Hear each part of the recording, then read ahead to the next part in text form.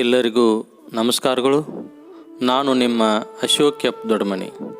ವಚನಗಳಲ್ಲಿ ಕೃಷಿ ವಿಜ್ಞಾನ ಯೂಟ್ಯೂಬ್ ಚಾನಲ್ಗೆ ಹಾರ್ದಿಕ ಸ್ವಾಗತ. ಶಿವಶರಣರಾದ ಕಿಲಾರದ ಭೀಮಣ್ಣವರು ತಮ್ಮ ವಚನದಲ್ಲಿ ಬಯಲು ಪ್ರದೇಶದಲ್ಲಿ ಪಶುಗಳು ಮೇಯ್ದು ಹಾಲು ಕೊಡುವ ವಿಶ್ಲೇಷಣೆಯನ್ನು ಕಾಣಬಹುದು. ವಚನ ಸಂಖ್ಯೆ 10ರಲ್ಲಿ ವಚನ ಈ ರೀತಿಯಾಗಿದೆ. ಹಲವು ಗಿರಿಗಳ ತಪ್ಪಲಲ್ಲಿ ಮಲೆಯ ಮಂದಿರಗಳಲ್ಲಿ ಬಳನೆ ಮೇಯ್ದು ಮತ್ತೆ ತಮ್ಮ ನೆಲ ಹೊಲಕ್ಕೆ ತಪ್ಪದೆ ಬಪ್ಪವು ನೋಡ. ಆ ಪಶುವಿಂಗೆ ಕಟ್ಟು ಗೊತ್ತಿಲ್ಲ, ಕಾವ ಕಟ್ಟಿಗೆ ಒಳಗಲ್ಲ. ತಮ್ಮ ಟಾವಿಂಗೆ ಬಂದು ಹಾಲ ಕೊಟ್ಟು ಮತ್ತೆ ತಮ್ಮ ನೆಲೆಯ ಟಾವಿಗೆ ಹೋದ, ಮತ್ತೆ ಕಾವಲು ತಪ್ಪಿಲ್ಲ. ಕಾಲ ಕರ್ಮ ವಿರಹಿತ ತ್ರಿಪುರಾಂಕ ಲಿಂಗದೊಳಗಾದವಂಗೆ. ಪಶು ವಿಜ್ಞಾನದ ಮಹತ್ವದ ವಚನವಾಗಿದ್ದು 12ನೇ ಶತಮಾನದ ಕಿಲಾರದ ಭೀಮಣ್ಣವರ ಕಾಯಕ ಗೋವುಗಳನ್ನು ಕಾಯುವ ಪಶುಪಾಲನೆಯ ವೃತ್ತಿಯಾಗಿದೆ. ಕಲ್ಯಾಣದಲ್ಲಿ ವ್ಯವಸಾಯ ಮಾಡಿಕೊಂಡು ದನಗಳನ್ನು ಸಾಕುತ್ತಿದ್ದರು.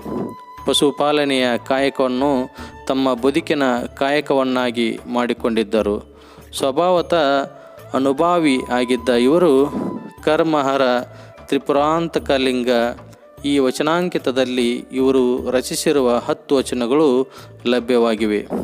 ಅವುಗಳಲ್ಲಿ ಪಶುಪಾಲನೆ ವೃತ್ತಿಗೆ ಸಂಬಂಧಿಸಿದ ವಿವರಗಳನ್ನು ಬಳಸಿಕೊಂಡು ಇಲ್ಲಿ ಭೀಮಣ್ಣವರು ತಮ್ಮ ಆಧ್ಯಾತ್ಮಿಕ ಚಿಂತನೆಯ ಶರಣ ತತ್ವಗಳನ್ನು ಬಹಳ ಚೆನ್ನಾಗಿ ಪ್ರತಿಪಾದಿಸಿದ್ದಾರೆ.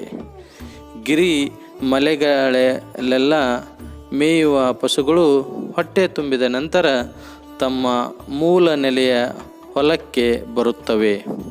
ಪ್ರಾಣಿಗಳ ಈ ನಡೆಯನ್ನು ಮನಸ್ಸಿನ ಸಹಚರ್ಯಕ್ಕೆ ಸಮೀಕರಿಸುತ್ತಾರೆ ಕಿಲಾರದ ಭೀಮಣ್ಣವರು. ಇಲ್ಲಿ ಕಾಯುವಿಕೆ ಮತ್ತು ಕಟ್ಟುವಿಕೆಯ ಅರಿವಿಲ್ಲದಿರುವ ಮನಸ್ಸು ಎಲ್ಲೆಲ್ಲೋ ಹರಿದಾಡಿದರೂ ಮತ್ತೆ ಆತ್ಮನ ನೆಲೆಗೆ ಬರಲೇಬೇಕು. ಹಾಗೆ ಬರುವ ಅದು ತನ್ನ ಸತ್ಯ ಸ್ವರೂಪವನ್ನು ತೋರಿಸಿ ಮತ್ತೆ ಮರಳಿ ತನ್ನ ಮೂಲಕ್ಕೆ ಹೋಗುವ ಸಾಧ್ಯತೆ ಇದೆ. ಹಾಗಾಗದಂತೆ ಮಾಡಲು ಅದಕ್ಕೆ ದಿವ್ಯ ಶಕ್ತಿಯ ಕಾವಲು ಬೇಕು. ತ್ರಿಪುರಾಂತಕ ಲಿಂಗದೊಳಗಾದವನಿಗೆ ಇದು ಅನಿವಾರ್ಯವೆನ್ನುತ್ತಾನೆ ಕಿಲಾರದ ಭೀಮಣ್ಣ.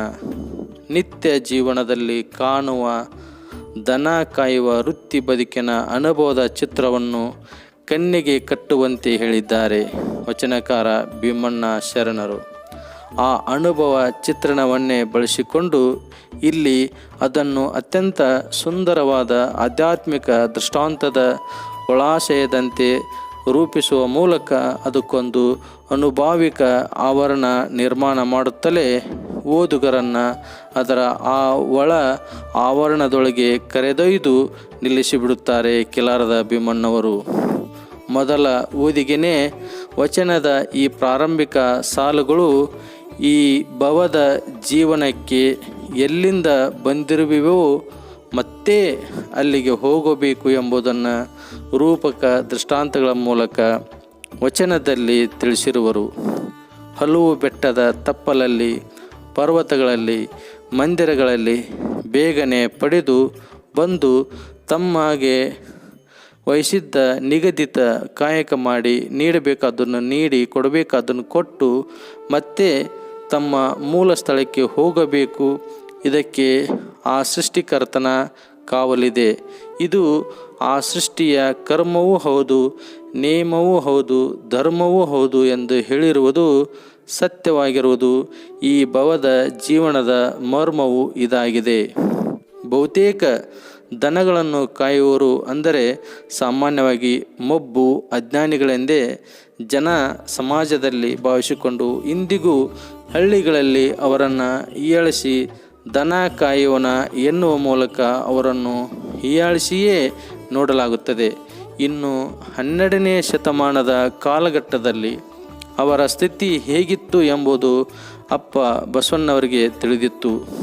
ಅವರು ತಮ್ಮ ಕರ್ತೃತ್ವ ಶಕ್ತಿಯ ಬಲದಿಂದ ಮಾಡಿದ ಕ್ರಾಂತಿಕಾರಿ ವೈಚಾರಿಕತೆಯ ಮಾನವೀಯ ಆಡಳಿತ ವ್ಯವಸ್ಥೆ ಕಾರಣದಿಂದ ಸಾಮಾಜಿಕ ಹಾಗೂ ವ್ಯಕ್ತಿಗಳ ಮನಸ್ಸುಗಳ ಪರಿಶುದ್ಧತೆ ಮತ್ತು ಪರಿವರ್ತನೆಯ ಪರಿಣಾಮದ ಕಾರಣದಿಂದಾಗಿ ಇಂತಹ ಕಿಲಾರದ ಭೀಮನಂಥ ದನ ಕಾಯುವರು ಕೂಡ ಶರಣರ ಸಂಪರ್ಕ ಸಾಧ್ಯತೆಯ ಪರಿಣಾಮದಿಂದ ಅತ್ಯಂತ ಮಹತ್ವದ ಅನುಭಾವಿಗಳು ಆಗಬಲ್ಲರು ಎಂಬುದಕ್ಕೆ ಕಿಲಾರದ ಭೀಮಣ್ಣವರ ಪ್ರಸ್ತುತ ಈ ವಚನ ಸಾಕ್ಷಿ ಹೇಳುವಂತಿದೆ.